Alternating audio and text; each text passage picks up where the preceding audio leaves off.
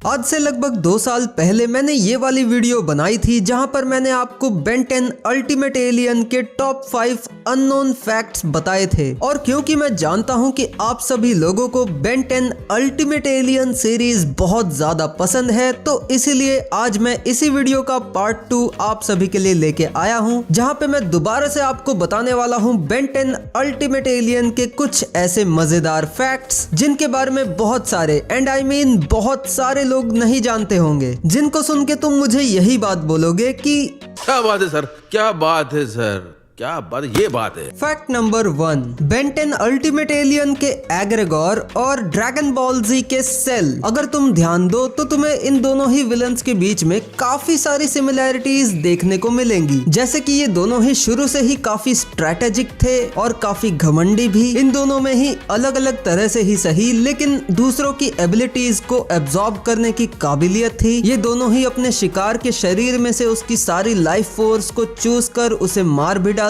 थे। एग्रेगोर और सेल, इन दोनों को ही आर्टिफिशियली क्रिएट किया गया था अपने अपने रिस्पेक्टिव शोज के मेन हीरोज को डिस्ट्रॉय करने के लिए। इन दोनों के ही पास अपनी अपनी अल्टीमेट फॉर्म्स है। जैसे एग्रेगोर के पास है उसकी अल्टीमेट एग्रेगोर फॉर्म और सेल के पास थी उसकी perfect Cell form. And finally ये दोनों ही विलन्स काफी ज्यादा फैन फेवरेट थे और इन दोनों ही विलन्स को इनके रिस्पेक्टिव शोज के मेन हीरोज ने नहीं बल्कि किसी और ने डिफीट किया। तो हाँ, तुम देख ही सकते हो कि अल्टीमेट एग्रेगोर सेल से कितना ज्यादा सिमिलर है। और कहीं ना कहीं हम ये भी कह सकते हैं कि अल्टीमेट एग्रेगोर काफी हद तक इंस्पायर्ड था सेल से। Fact number 2, the ultimate sacrifice वाले एपिसोड में हमने ये देखा था कि कुछ अल्टीमेट एलियंस जिंदा हो गए थे और वो अल्टीमेट्रिक्स से बाहर भी आ गए थे। लेकिन इसके बाद इनका क्या हुआ और एजमत भला इन सभी अल्टीमेट एलियंस को कहां पे लेके गए? इस सवाल का जवाब अगर तुम्हें नहीं पता है तो कोई बात नहीं, मैं हूं ना, मैं बताता हूं। एजमत ने कहा था कि वो इन सभी अल्टीमेट एलियंस को एक ऐसी जगह पे लेके जाएंगे जहां पे ये सेफ भी रहे और काम भी आए। और अगर बेन 10 के one of the writer Eugene Son की माने तो एजमत इन सभी अल्टीमेट एलियंस को अपनी लैब में ले गए थे, जहां पे ये सभी अल्टीमेट एलियंस आराम से कंफर्टेबली रह भी सकते थे और काम भी आते एजमत के। और क्योंकि हमें ये सारे अल्टीमेट एलियंस बेन 10 ओमनिवर्स में एजमत के पास देखने को नहीं मिले, तो इसलिए अब यहाँ पे मैं अपनी थ्योरी लगाता हूँ कि शायद एजमत ने इन सभी अल्टीमेट एलियंस को एट सम पॉइंट अपनी लैब में से निकाल कर कहीं और भेजा होगा किसी जरूरी काम से, और तभी वहां खाइबर ने अटैक कर दिया होगा और अपनी टीम को बचाने के लिए, अपने साथियों को बचाने के लिए सेंटिएंट अल्टीमेट ह्यूमंगसॉर, जो कि उन अल्टीमेट्स की टीम का लीडर था, उसने खाइबर से फाइट करी होगी। और उस फाइट में वो खाइबर की टैक्टिक्स और हंटिंग स्किल्स के सामने ज्यादा देर नहीं टिक पाया होगा और फाइनली वो खाइबर के हाथों मारा गया होगा। और इस वजह से हमें खाइबर की शिप में अल्टीमेट ह्यूमंगसॉर का हेलमेट भी देखने को मिला था। और खाइबर के हाथों बाकी बचे सेंटिएंट अल्टीमेट एलियंस को कुछ ना हो, इस वजह से हो सकता है कि एजमत ने उन बचे कुचे बाकी सभी सेंटिएंट अल्टीमेट एलियंस को सेफ रखने के लिए एक सीक्रेट जगह पर टेलीपोर्ट कर दिया हो। और इसी वजह से हमें वो सारे sentient ultimate aliens Ben 10 Omniverse में एजमत के पास देखने को नहीं मिले। पर इस पे आपकी थ्योरी या ओपिनियन क्या है, ये मुझे कमेंट्स में जरूर बताना। Fact number 3, Ben 10 alien swarm movie के अंदर नैनोमैक की जो आवाज थी वो काफी डीप आवाज थी, यानी कि काफी भारी आवाज थी। लेकिन बेन 10 अल्टीमेट एलियन में नैनोमैक की आवाज काफी पतली कर दी गई थी।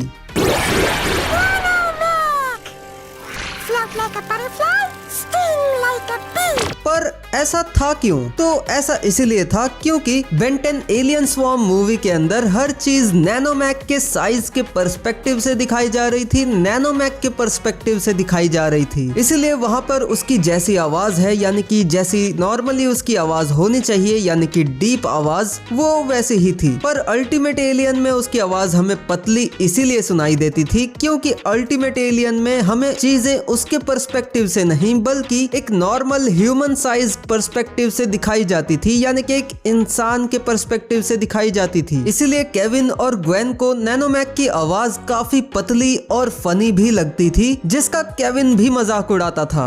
I want everybody to look sharp and remember that our first priority, what? It's hard to take you seriously with that voice. And Omniverse में भी नैनोमैक की इसी पतली आवाज को कंटिन्यू रखा गया with a more robotic tone.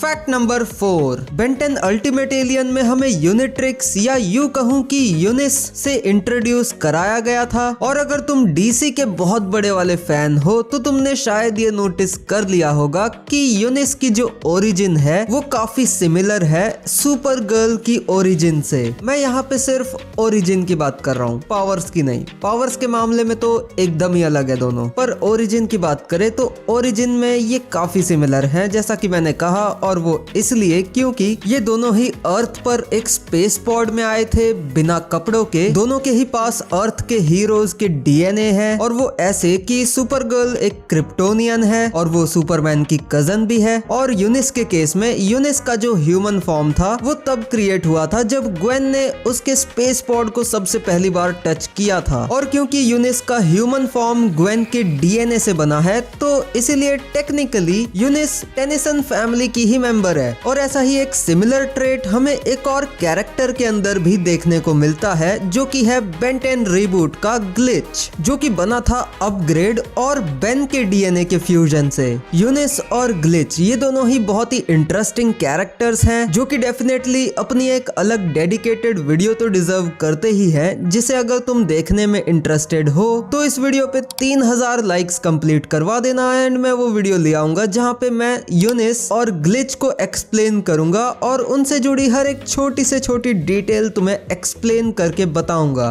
Fact number 5, forever nights के फाउंडर थे सर जॉर्ज, जो कि काफी पावरफुल थे और उनके पास एजमत की बनाई हुई one of the greatest inventions और यूनिवर्स का one of the most powerful weapon था, जो कि था एस्केलिन, जो कि सर जॉर्ज को काफी सारी एबिलिटीज प्रोवाइड करवाता है, जैसे कि रियलिटी वर्पिंग, माइंड कंट्रोल, इम्यूनिटी और भी कई सारी। पर एस्केलिन को लेके फैंस के बीच में एक बहुत बड़ी मिसकंसेप्शन ये भी है कि एस्केलिन अपने यूजर को इमॉर्टल यानी कि अमर बना देता है। और इसीलिए कई लोग ये मानते हैं कि क्योंकि सर जॉर्ज के साथ साथ विलगैक्स और बेन ने भी एस्केलिन का यूज किया है तो इसलिए अब वो दोनों भी अमर यानी कि इमॉर्टल हो चुके हैं। लेकिन मैं ये तुम्हें इस फैक्ट के जरिए क्लियर कर देना चाहता हूँ कि ऐसा बिल्कुल भी नहीं है। एस्केलिन किसी को भी इमॉर्टल नहीं बनाती और सर जॉर्ज को भी एस्केलिन की वजह से इमॉर्टैलिटी नहीं मिली थी, बल्कि एस्केलिन मिलने से पहले ही सर जॉर्ज इमॉर्टल थे और 900 साल से भी ज्यादा लंबी जिंदगी जी चुके थे। अब उन्हें इमॉर्टैलिटी कैसे मिली ये तो हमें कभी भी नहीं बताया गया, लेकिन एस्केलिन उनकी इमॉर्टैलिटी का रीजन नहीं है, इतना कंफर्म हो जाता है इस वाले सीन से।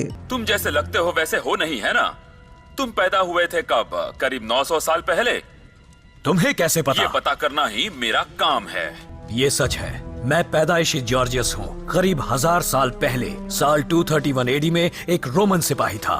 अगर मुझे पता होता कि इंसानी नस्ल इतनी गिर जाएगी तो मैं कभी इमॉर्टल नहीं बनता। तो गाइज यही थे आज के सारे फैक्ट्स। अगर तुम्हें इस वीडियो में कुछ भी नया पता चला हो या वीडियो पसंद आई हो तो इस वीडियो को लाइक जरूर कर देना। इन सभी फैक्ट्स में से तुम्हें कौन कौन से फैक्ट्स पहले से पता थे ये भी मुझे कमेंट्स में बता देना। और अगर बेन 10 के फैन हो और ऐसी और भी मजेदार वीडियोस आगे भी देखना चाहते हो तो चैनल को सब्सक्राइब करके बेल नोटिफिकेशन को ऑल पे जरूर सेट कर लेना। एंड बाकी तो अगर तुम्हें बेन 10 अल्टीमेट एलियन के और भी फैक्ट्स जानने हैं तो राइट वाली वीडियो पे क्लिक करके देख सकते हो, या फिर अगर तुम्हें बेन 10 की गेम से रिलेटेड कुछ अननोन फैक्ट्स जानने हैं तो लेफ्ट वाली वीडियो तुम्हारे लिए है।